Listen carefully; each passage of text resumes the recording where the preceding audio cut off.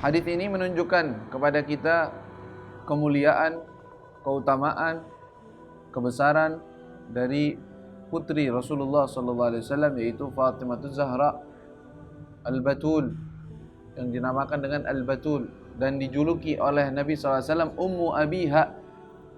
Ummu Abiha artinya Ummu Abiha apa? Ibu bapaknya.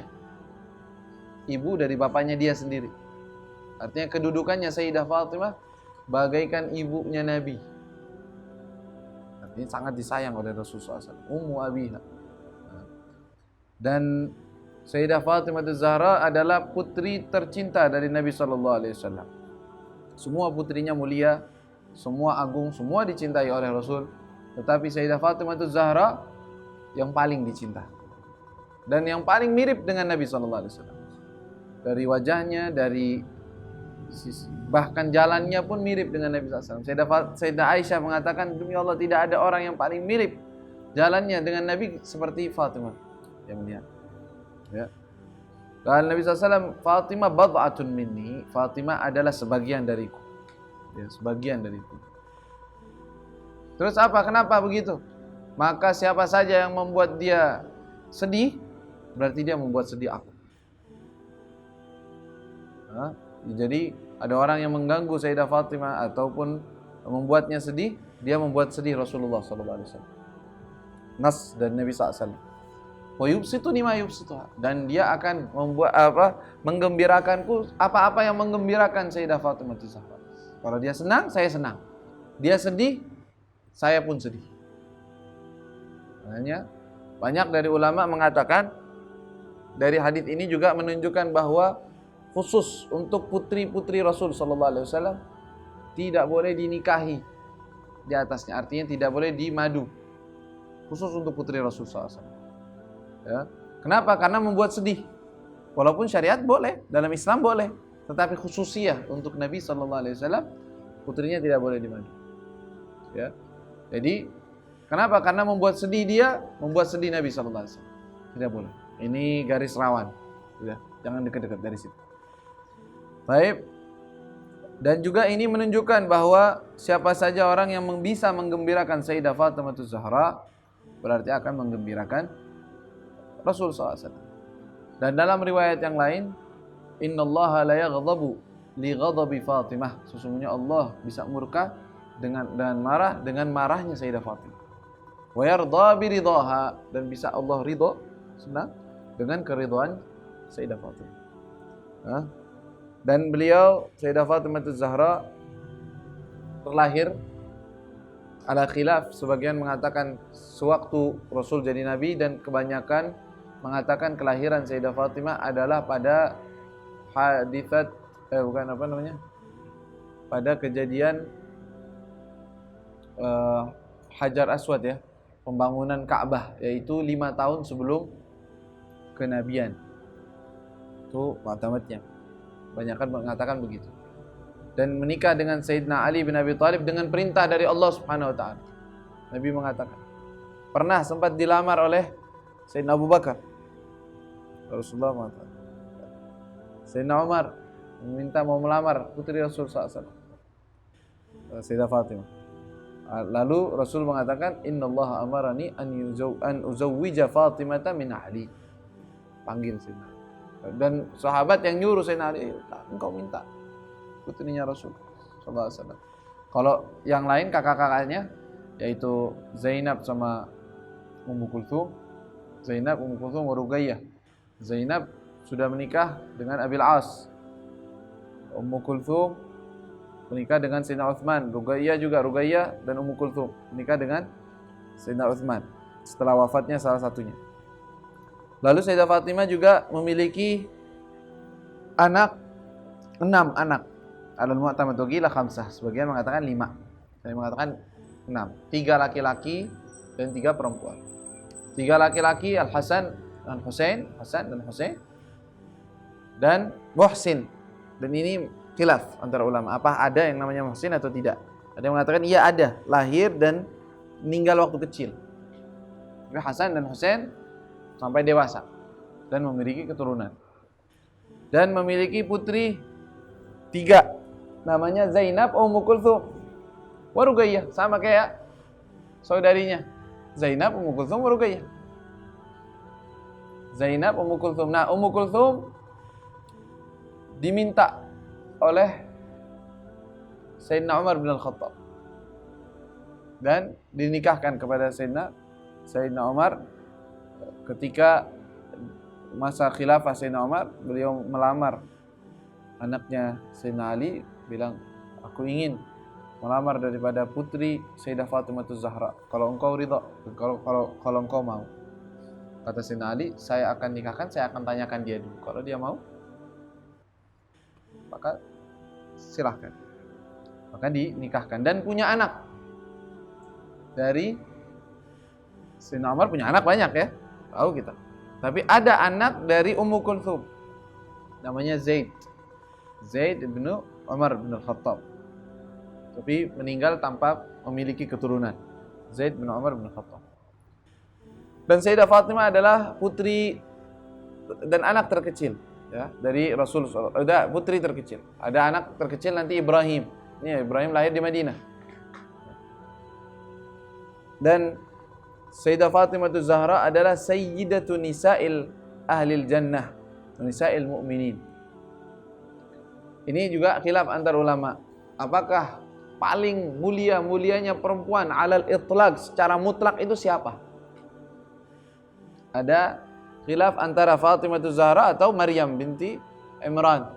Karena Allah SWT muliakan, Allah astafaki ala nisa'il alamin. Maka tetapi yang mu'tamadnya banyak daripada ulama yang mengatakan Sayyidah Fatimah Zahra adalah lebih mulia dibandingkan Sayyidina Maryam. Walaupun semuanya mulia. Semuanya mulia. Kenapa? Karena ada beberapa riwayat Rasul mengatakan kepada Sayyidah Fatimah, "Ama tardain, apakah engkau tidak ridha, tidak senang, tidak rela bahwa engkau adalah takunin sayyidat nisa ahlil jannah? Engkau menjadi pemimpin ataupun paling mulianya perempuan daripada penghuni surga." Di riwayat ada bertanya, "Aina Maryam?" Oh, sedangkan Maryam gimana? Kala, "Inna Maryam sayyidat nisa alamiha wa anti sayyidat nisa alamaki." Ya, Sayyidat Nisa secara alami, secara alam maksudnya semuanya di zamannya Sayyidina Maryam, iya, zamannya. Tapi kalau untuk secara umumnya Sayyidah Fatimah Zahra. Dan tentunya umatnya Nabi secara umum lebih mulia dibanding umat-umat terdahulu. Walhasil, mau lebih mulia ini atau mulia itu, Allah yang lebih tahu, bukan urusan kita juga. Yang penting kita tahu bahwa mereka semua mulia sisi Allah Subhanahu wa taala. Ya, bukan wadah untuk kita berdebat. Enggak, ini banyak dalilnya begini, enggak, dalilnya ya, repot juga. Terus ente mau apa? Enggak ada gunanya juga, khalas. Semuanya kita hormati, semua kita agungkan karena mereka semua mulia. Dalam riwayat Imam Ahmad, Fatimah tu sayyidatun nisa ahlil jannah. Sayyidah Fatimah adalah sayyidah nisa ahlil jannah. Paling mulianya perempuan penghuni surga. Dan Sayyidah Fatimah Zahra hidup dan berjuang bersama Sayyidina Nabi SAW. Semua perjuangan Nabi, Sayyidah Fatimah Zahra paling dekat dengan Nabi dan paling dicintai. Pernah ditanya, "Man ahabbun nasi ilaika?" Fatimah. Ditanya, pernah berdebat Sayyidina Ali dengan Fatimah. Lalu ditanya, "Man ahabbi ilaika ya Rasulullah, Fatimah am ana?" Mana yang lebih engkau cintai? Putrimu Fatimah atau saya? Kata Rasulullah, "La, Fatimah ahabbu ilayya wa anta a'azzu alayya minha." Kalau Fatimah paling saya cintai, sedangkan engkau yang lebih saya agungkan gitu secara laki-laki, engkau. Ya. Dan Rasul sallallahu alaihi wasallam termasuk kebiasaan Nabi kalau datang dari ghazwah, dari peperangan, dari perjalanan dari luar, pertama masuk kota Madinah, pertama kali masuk ke masjid. Salat 2 rakaat di masjid. Setelah itu pertama rumah yang beliau kunjungi rumah Sayyidah Fatimah sebelum rumah-rumah istri. Ketemu Sayyidah Fatimah dulu. Dan kalau Rasulullah masuk ke dalam rumah, Sayyidah Fatimah berdiri mencium kening Nabi SAW.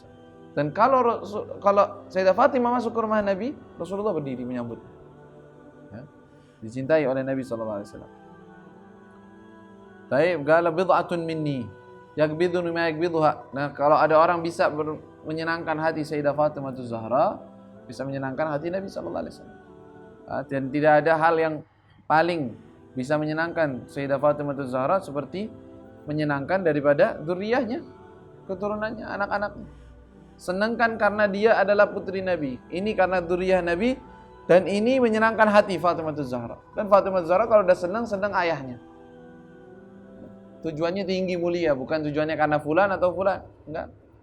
Makanya kecintaan kepada Ahlul Bait beda dengan kecintaan, bukan tidak dilihat dan diukur dengan ketaatan atau kemuliaan ilmu atau jabatan atau kedudukan, enggak.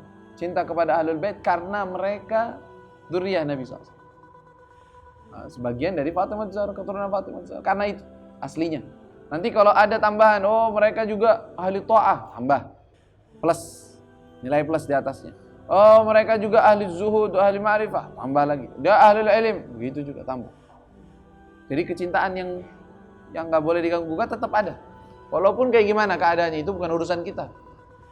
Itu urusan mereka dengan Allah Subhanahu wa taala. Dan tanpa menutup wajibnya kita dalam menasehati, menyayangi, ya, memberitahukan yang benar, mengajak daripada kebaikan. Itu nggak menutup begitu. Kecintaan bukan berarti kita membiarkan dalam kesalahan, enggak. Nanti kalau cinta sama anak, cinta kan sama anak, cinta. Biarin nggak kalau lagi salah? Apa yang ditegur? Ente benerin. Sama begitu. Begitu juga. Dan juga kecintaan kepada Ahlul Bait bukan berarti kesetiaan yang mutlak, bukan. Enggak harus. Karena kesetiaan yang mutlak hanya untuk Allah dan Rasul. Mereka kita cintai karena nisbat mereka kepada Rasul. Kalau setia atau nurut secara mutlak nggak bisa. Kita ngikutin siapa? Ngikutin Nabi SAW. Kalau mereka warathatun Nabi, ya maksudnya mereka ngambil ilmunya Nabi. Mereka juga ngerti dengan jalannya Nabi dan mengajak, ikuti mereka, nggak apa-apa. Tapi kalau nggak harus. Kita sayang, kita cinta, kita hormati. Lalu Nabi SAW mengatakan, wa innal ansaba tanqati'u yaumal qiyamah. Sesungguhnya nasab seseorang itu akan terputus di hari kiamat. Artinya di waktu hari pembangkitan itu nggak ada nasab dan nggak ada keturunan udah orang-orang. Tapi nanti kalau dia sudah masuk surga, kembali. Yang namanya nasab, istri, suami, anak bisa ketemu lagi. Tapi kalau waktu hari kiamat, hari kebangkitan udah. Wala ansaba yauma idzin wala semuanya nggak ada yang dianggap nasabnya atau apanya tuh nggak berlaku di situ. Artinya seseorang tidak dikatakan oh ini sama fulan atau ini ikut, nggak bisa. Tapi dengan amalan, dengan kemuliaan. Tapi nanti juga ada bab syafa'ah, bab ini ada. Tapi secara umum nasab itu terputus kata Nabi SAW di hari kiamat. Tetapi selain nasabku, selain orang-orang yang bernisbat kepadaku nggak terputus, tetap ada. Jadi artinya tetap diakui di hari kiamat. Ini anak siapa? Diakui di hari kiamat. Jadi jangan sembarangan. Nasabi, usababi, semua yang punya kedekatan dengan Nabi SAW, punya hubungan dengan Rasulullah ada. Dan itu berlaku, nggak hilang. Ya. Walaupun dengan secara istiqra, yaitu kecuali kalau memang dia keluar dari agama, kata wallahu alam, itu nanti urusan. Kalau keluar dari Islam semuanya, tapi kalau masih Muslim nggak terputus. Ya. Tetap bisa mendapatkan syafaat, bisa mendapatkan andilan jatahnya dari nasab tersebut. Jadi begitu. Ghaira nasabi wa sababi wa sihri. Artinya apa? Dari sini kita tahu bahwa nasab itu walaupun seseorang bukan dengan nasabnya dia mulia, artinya mulia dengan amalannya, dengan ininya, bukan dengan nasabnya dia bisa tinggi, tetapi dengan amalan dan takwa dia kepada Allah SWT, betul. Tetapi apakah nasab itu bisa bermanfaat? Artinya ada nggak manfaatnya di hari kiamat? Masih bisa ada manfaat. Masih bisa ada manfaat. Dengan apa? Dia mendapatkan syafaat dari situ. Dapatkan ampunan dari Allah, dapatkan satar dari Allah, bisa aja. Ya. Tetapi walaupun segala urusan di tangan Allah Subhanahu wa taala. Dari hadis ini menunjukkan keutamaan kemuliaan Sayyidah Fatimah Zahra, tahrim dan juga mengharamkan mengganggu Sayyidah Fatimah Zahra, dan juga menunjukkan bahwa nasab dan keturunan terputus di hari kiamat kecuali yang berhubungan dengan Nabi sallallahu alaihi wasallam. Hakada wallahu taala